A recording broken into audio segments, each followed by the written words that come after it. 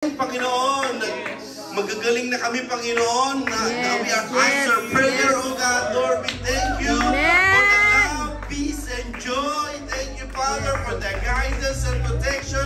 We will not be worried about our family, our kids, our relatives, Panginoon, sa aming mga asawa, Panginoon, sa mga mahal namin sa buhay, Panginoon.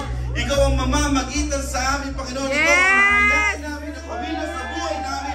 At patuloy kami, Panginoon, na tawagin sa aming mga pangalan upang kami magising sa katotohanan na dapat kaming manalangin, Panginoon, at tumawag sa pangalan po ng Panginoon sa Kristo. Kaya naman, Panginoon, tulungan mo po kami na ang aming katawang lupa, Panginoon, ay bumangon, kumilos, Panginoon, at mag-response, Panginoon, sa iyong pagtawag sa amin, Lord. At alam namin, batid namin din, Panginoon, na kung gaano kakasabik na kami makausap mo, na makapagbasa ng mga salita mo. Tulungan po kami sa aming katawang lupa ito, Panginoon, at gawin ang mga bagay ito, Panginoon, sapagkat nais mo na bawat isa sa amin ay kausapin, Panginoon, sa Espiritu, O God, O God. Salamat ng marami, Panginoon, at ikaw po, O Diyos, ang kumilos sa bawat isa sa amin, O God. Muli, Panginoon, salamat ng marami for this starrying night, O God, Lord. And we pray for tomorrow, O God, that we claim, O Lord, ganito rin ang gagawin mo sa araw ng bukas, Panginoon, at bawat isa ay may kagalakad, kakontentuhan, Panginoon, na meron kami